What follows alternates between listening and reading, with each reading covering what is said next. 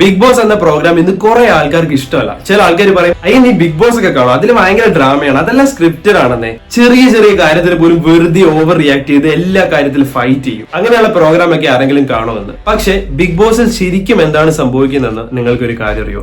ഇന്ന് വരെ ആരും പറയാത്ത ഒരു കാര്യമാണ് ഞാൻ നിങ്ങളോട് പറയാൻ പോകുന്നത്. ലോകം കണ്ടതിൽ വെച്ച് ഏറ്റവും ക്രൂരമായ ഒരു സൈക്കോളജിക്കൽ എക്സ്പെരിമെന്റ് ഉണ്ട്. അതും ബിഗ് ബോസ് എന്ന ഷോയും തമ്മിൽ സാമ്യതയുണ്ടെന്ന് നിങ്ങൾക്കറിയാമോ? 2 ആഴ്ചയോളം നടത്താൻ തീരുമാനിച്ച ഈ എക്സ്പെരിമെന്റ് അതിക്രൂരമായി പോയതിനാൽ 6 ദിവസം കൊണ്ട് നിർത്തിവെക്കേണ്ടി വന്നു. ബിഗ് ബോസ് എന്ന പ്രോഗ്രാമും ഈ എക്സ്പെരിമെന്റ് തമ്മിലുള്ള സാമ്യത, അതുപോലെ തന്നെ ബിഗ് ബോസിൽ ശരിക്കും എന്താണ് സംഭവിക്കുന്നത്, എന്തുകൊണ്ടാണ് ആൾക്കാർ ഓവർ റിയാക്ട് ചെയ്യുന്നത്, ഇതിനെപ്പറ്റിയാണ് നമ്മൾ സംസാരിക്കാൻ പോകുന്നത്. So welcome back to my channel. This is Fabin Stanley.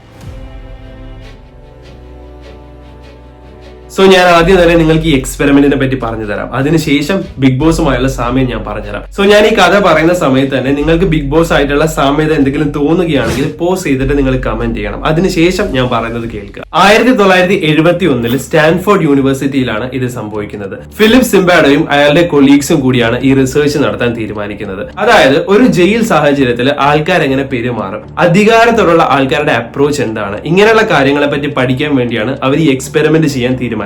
അങ്ങനെ അവർ പത്രത്തിൽ ഒരു പരസ്യം കൊടുത്തു, ജയിൽ വാസത്തിനെ പറ്റിയുള്ള സൈക്കോളജി പഠനത്തിന് വേണ്ടി ആൾക്കാരെ ക്ഷണിക്കുന്നുവെന്ന്. 70ഓളം വിദ്യാർത്ഥികൾ ഇതിന് റെസ്പോണ്ട് ചെയ്തു. ഈ 70 ആൾക്കാരിൽ നിന്നും മെന്റലിയും ഫിസിക്കലിയും ഫിറ്റും സ്ട്രോങ്ങുമായ 24 ആൾക്കാരെയാണ് ഇവർ ഈ പ്രോഗ്രാമിന് വേണ്ടി സെലക്ട് ചെയ്തത്. അതായത് യാതൊരു അസുഖങ്ങളോ മാനസിക അസുഖങ്ങളോ ഇല്ലാത്ത, അതുപോലെ തന്നെ ക്രിമിനൽ റെക്കോർഡ്സ് ഒന്നും ഇല്ലാത്ത 24 ആൾക്കാരെയാണ് അവർ തെരഞ്ഞെടുത്തത്. ഈ 24 ആൾക്കാരെ 2 ആഴ്ചത്തേക്ക് തെരഞ്ഞെടുത്തു. ഇവർക്ക് $15 വെച്ച് എല്ലാ ദിവസവും കൊടുക്കാമെന്ന് വാഗ്ദാനവും ചെയ്തു. അങ്ങനെ ഈ 24 പേരെയും റാൻഡം ആയിട്ട് കുറച്ചു പേരെ ജയിൽ വാസികളായിട്ട്, അതായത് കുറ്റവാളികളായിട്ടും കുറച്ചു പേരെ പ്രിസൺ ഗാർഡ്സ് ആയിട്ട് അല്ലെങ്കിൽ പോലീസ് ഓഫീസേഴ്സ് ആയിട്ടും നിയോഗിച്ചു. എന്നിട്ട് ഇവരോട് അഭിനയിക്കാൻ വേണ്ടി ആവശ്യപ്പെട്ടു. ജയിൽ വാസികളായിട്ട് അല്ലെങ്കിൽ കുറ്റവാളികളായിട്ട് തെരഞ്ഞെടുത്ത ആൾക്കാരെ ശരിക്കും കള്ളന്മാരെ പോലെ തന്നെ റിയൽ ലോക്കൽ പോലീസിന് വെച്ച് അവരുടെ വീട്ടിൽ പോയി അവരെ അറസ്റ്റ് ചെയ്ത് കണ്ണ് കെട്ടി അവരെ പ്രിസൺ സെറ്റിംഗിലേക്ക് കൊണ്ടുവന്നു. അപ്പോൾ ഈ എക്സ്പെരിമെന്റ് നടക്കുന്നത് സ്റ്റാൻഫോർഡ് യൂണിവേഴ്സിറ്റിയുടെ സൈക്കോളജി ഡിപ്പാർട്ട്മെന്റിന്റെ ബേസ്മെന്റിലാണ്. അവിടെ ഒരു ജയിൽ പോലെ തോന്നിക്കുന്ന ഒരു സെറ്റ് ഇട്ടു.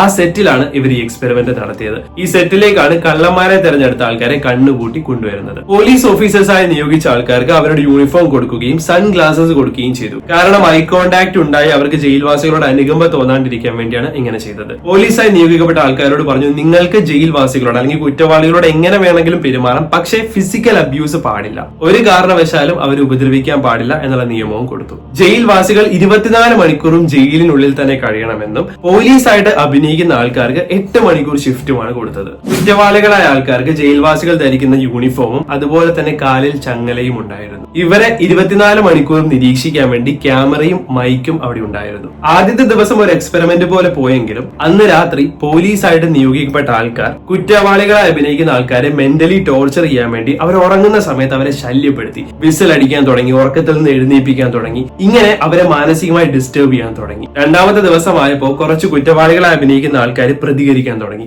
ഇവരിങ്ങനെ പ്രതികരിക്കാൻ തുടങ്ങിയപ്പോൾ പോലീസായിട്ട് അഭിനയിക്കുന്ന ആൾക്കാർ അവരെ കൂടുതൽ മെന്റലി ടോർച്ചർ ചെയ്യാൻ തുടങ്ങി, കൂടുതൽ പണിഷ്മെന്റുകൾ കൊടുക്കാൻ തുടങ്ങി. ബാത്റൂമിൽ പോകാൻ അനുവദിക്കുന്നില്ല, ഉറങ്ങാൻ അനുവദിക്കുന്നില്ല, നഗ്നരായി നിർത്തുന്നു, ഇങ്ങനെ കുറെ മെന്റൽ ടോർച്ചറുകൾ കൊടുക്കാൻ തുടങ്ങി. പതുക്കെ പോലീസ് ഓഫീസേഴ്സ് പറയുന്നത് അനുസരിക്കുന്ന ആൾക്കാരെ നല്ലവരായി കരുതുകയും അനുസരിക്കാത്ത ആൾക്കാർക്ക് കൂടുതൽ പണിഷ്മെന്റ് കൊടുക്കാനും തുടങ്ങി. അങ്ങനെ ഇവരുടെ ഗ്രൂപ്പിനുള്ളിൽ തന്നെ വളരെ പ്രശ്നങ്ങൾ ക്രിയേറ്റ് ചെയ്യാൻ തുടങ്ങി. ജയിൽവാസികൾ തമ്മിൽ പരസ്പരം സംസാരിക്കാൻ പോലും പറ്റാതെയായി. പതുക്കെ പ്രതികരിക്കാൻ തുടങ്ങുമ്പോൾ, അനുസരിക്കുന്നില്ല എന്ന് കണ്ടു തുടങ്ങുമ്പോൾ ഇവർ ഫിസിക്കലി ഉപദ്രവിക്കാൻ തുടങ്ങി. അവരെ ശാരീരികമായും മാനസികമായും ക്രൂരമായി മർദ്ദിക്കുകയും അതുപോലെ തന്നെ ടോർച്ചർ ചെയ്യാനും തുടങ്ങി. വെറും 4 ദിവസമായപ്പോൾ തന്നെ കുറ്റവാളികളായി നിന്ന പല ആൾക്കാരിലും എക്സ്ട്രീം ആൻസൈറ്റിയുടെയും ഡിപ്രഷന്റെയും സിംറ്റംസ് കാണിച്ചു തുടങ്ങി. ചില ആൾക്കാരുടെ മാനസിക നില തെറ്റുന്നതായിട്ടും കാണപ്പെട്ടു. വെറും 4ാമത്തെ ദിവസം തന്നെ 3 ആൾക്കാരെ ജയിലിൽ നിന്ന് റിലീസ് ചെയ്യേണ്ടി വന്നു. അതായത് അവരെ വീട്ടിൽ പറഞ്ഞു വിടേണ്ടി വന്നു. കാരണം അവർക്ക് ഈ ടോർച്ചർ താങ്ങാൻ പറ്റാണ്ടായപ്പോൾ മെന്റലി സ്ട്രോങ് ആയ ഈ ആൾക്കാർ പോലും മാനസികമായി തകർന്ന സിംറ്റംസ് കാണിക്കാൻ തുടങ്ങുകയും പല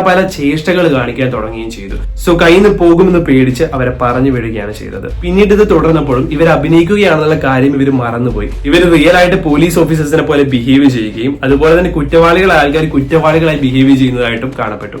അങ്ങനെ 6-ാം ദിവസം ഈ എക്സ്പെരിമെന്റ് നിർത്തിവെക്കേണ്ടി വന്നു. ഈ എക്സ്പെരിമെന്റിന് ശേഷവും കുറ്റവാളികളായി അഭിനയിച്ച ആൾക്കാർക്ക് പിന്നീടും അവരുടെ ലൈഫിൽ മാനസികമായ കുറെ ട്രോമകൾ അനുഭവിക്കേണ്ടി വന്നു. അവർക്ക് ആരെയും വിശ്വസിക്കാൻ പറ്റാത്ത അവസ്ഥയിലേക്ക് എത്തി എന്നാണ് പറയുന്നത്. ഈ എക്സ്പെരിമെന്റിൽ നമുക്ക് മനസ്സിലാക്കാൻ പറ്റുന്നത് സാഹചര്യങ്ങൾ ആൾക്കാരുടെ പെരുമാറ്റത്തെ മാറ്റും, അതുപോലെ തന്നെ ആൾക്കാരുടെ അധികാരത്തോടുള്ള അപ്രോച്ച്, പിന്നെ സോഷ്യൽ എക്സ്പെക്ടേഷൻസ്. ഇത് ബിഗ് ബോസ് എന്ന ഷോയ്ക്ക് വളരെ ഇമ്പോർട്ടന്റ് ആയ ഒരു കാര്യമാണ്. അതായത് ആൾക്കാർ എങ്ങനെയാണ് എക്സ്പെക്ട് ചെയ്യുന്നത് അതുപോലെ നമ്മൾ പെരുമാറും എന്നുള്ളതാണ്. ഈ റിസർച്ചിന്റെ വളരെ ഇമ്പോർട്ടന്റ് ആയ ഒരു കാര്യമാണ്. നമ്മൾ ഒരു വലിയ ഗ്രൂപ്പിൽ പെടുമ്പോൾ സാധാരണ നമ്മൾ ഒറ്റയ്ക്കാണെങ്കിൽ നമ്മൾ എന്തൊക്കെ ചെയ്യില്ല, അതുവരെ നമ്മൾ ഒരു വലിയ ഗ്രൂപ്പിന്റെ അംഗമാകുമ്പോൾ ചെയ്യാൻ ധൈര്യപ്പെടും എന്നുള്ളതാണ്. പലപ്പോഴും നമ്മൾ കണ്ടിട്ടുണ്ടാവും രാഷ്ട്രീയമായ കൊലപാതകങ്ങൾ അല്ലെങ്കിൽ റിലീജിയന്റെ പേരിലുള്ള പ്രശ്നങ്ങളും കാര്യങ്ങളൊക്കെ ഇതിൽ പെടുന്നതാണ്. ഇനി നമുക്ക് ബിഗ് ബോസ് എന്ന ഷോയിനെ പറ്റി സംസാരിക്കാം. ഈ എക്സ്പെരിമെന്റ് ബിഗ് ബോസ് എന്ന ഷോയും തമ്മിലുള്ള സാമ്യതയെ പറ്റി നമുക്ക് സംസാരിക്കാം. ബിഗ് ബോസ് എന്ന ഷോയിൽ പല പേഴ്സണാലിറ്റിയിലുള്ള കുറച്ച് ആൾക്കാർ ഒരു സ്ഥലത്ത് ഒരുമിച്ച് വരുന്നു. പുറം ലോകമായിട്ടുള്ള എല്ലാ കണക്ഷൻസും മാറ്റി ഇവരെ ഈ ഒരു ഹൗസിനുള്ളിൽ മാത്രം ഐസൊലേറ്റ് ചെയ്യുന്നു. അതായത് അവർക്ക് പുറത്തേക്ക് പോകാൻ പറ്റില്ല, ഫോണില്ല, സമയം അറിയുന്നില്ല,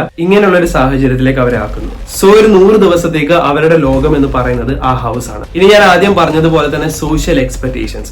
സാധാരണ ബിഗ് ബോസ് എന്ന പ്രോഗ്രാമിൽ നിന്ന് ആൾക്കാർ എക്സ്പെക്ട് ചെയ്യുന്നത് തന്നെ നമ്മുടെ നിലപാടുകൾ പറയുക എന്നുള്ളതാണ്. അവിടെ അധികം സംസാരിക്കാത്ത, നിലപാടുകൾ പറയാത്ത ആൾക്കാർ ഔട്ടായി പോകും. അല്ലെങ്കിൽ ആ ഷോയിൽ നിന്ന് മെയിൻ ആയിട്ട് അവർ ഉദ്ദേശിക്കുന്നത് അത് തന്നെയാണ്, സ്ട്രോങ് ആയിട്ട് നിലപാട് പറയണം എന്നുള്ളൊരു കാര്യമാണ്. ഇങ്ങനെയുള്ള സോഷ്യൽ എക്സ്പെക്ടേഷൻസ് ഉള്ളത് കൊണ്ട് തന്നെ അതിലുള്ള കണ്ടസ്റ്റൻസ് ഓൾറെഡി പ്രഷറൈസ്ഡ് ആയിരിക്കും. കാരണം അവർക്ക് നിലപാട് പറഞ്ഞേ പറ്റൂ, എങ്കിൽ മാത്രമേ പ്രേക്ഷക സപ്പോർട്ട് ഉണ്ടാവുള്ളൂ. അതുപോലെ തന്നെ അവരുടെ പേഴ്സണാലിറ്റി ലോകം മുഴുവൻ കാണുകയാണ്. അപ്പൊ പല ആൾക്കാരും പറയും അവർ ക്യാമറ കോൺഷ്യസ് ആകുമെന്ന്. ശരിക്കും പറയുകയാണെങ്കിൽ ഒരു മെജോറിറ്റി ആയ ആൾക്കാരും ആദ്യത്തെ കുറച്ച് ദിവസം ക്യാമറ കോൺഷ്യസ് ആകുമെങ്കിലും പതുക്കെ ആ സെറ്റിംഗ് ആയിട്ട് അവർ അഡ്ജസ്റ്റ് ആവുകയും അവർ ക്യാമറയുടെ കാര്യം മറന്നു പോവുകയുമാണ് ചെയ്യുന്നത്. അതുപോലെ തന്നെ നിലപാട് പറയണം എന്നുള്ളൊരു കാര്യം കൊണ്ട് തന്നെ നിലപാട് പറയാത്ത ആൾക്കാരെ പറയിപ്പിക്കാനുള്ള മൈൻഡ് ഗെയിമുകൾ കൂടി അവിടെ നടക്കുന്നുണ്ട്. അങ്ങനെ വരുന്ന സമയത്ത് അവർ പ്രഷറൈസ്ഡ് ആണ്. അതുപോലെ തന്നെ ആവശ്യമുള്ള ഫുഡ് അവർക്ക് കിട്ടില്ല, അവർക്ക് പ്രോപ്പർ ആയിട്ടുള്ള ഉറക്കം അവിടെ കിട്ടില്ല, പിന്നെ അതികഠിനമായ ഫിസിക്കൽ ടാസ്ക്, ഇതെല്ലാം അവരെ മെന്റലി ഡൗൺ ആക്കും. ഇതുകൊണ്ടാണ് പലപ്പോഴും അവിടെ ഓവറായിട്ട് ഡ്രാമ നടക്കുന്നത്, ഫൈറ്റ് നടക്കുന്നത്, അല്ലെങ്കിൽ ആൾക്കാർ എപ്പോഴും കരയുന്നത്, വീക്കായി പോകുന്നത്. പുറത്തെന്ത് സംഭവിക്കുന്നത് അവർക്ക് അറിയാത്തത് കൊണ്ട് തന്നെ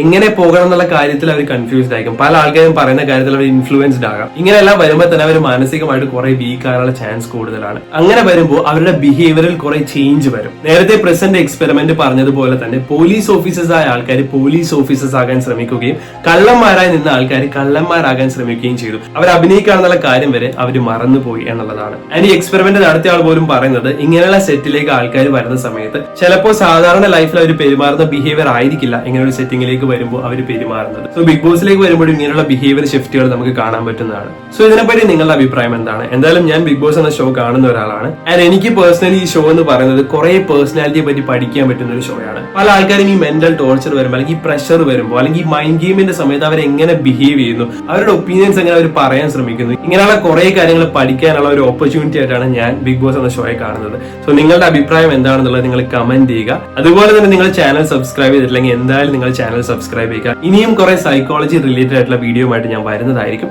so see you in the next video. Bye. Thank you so much.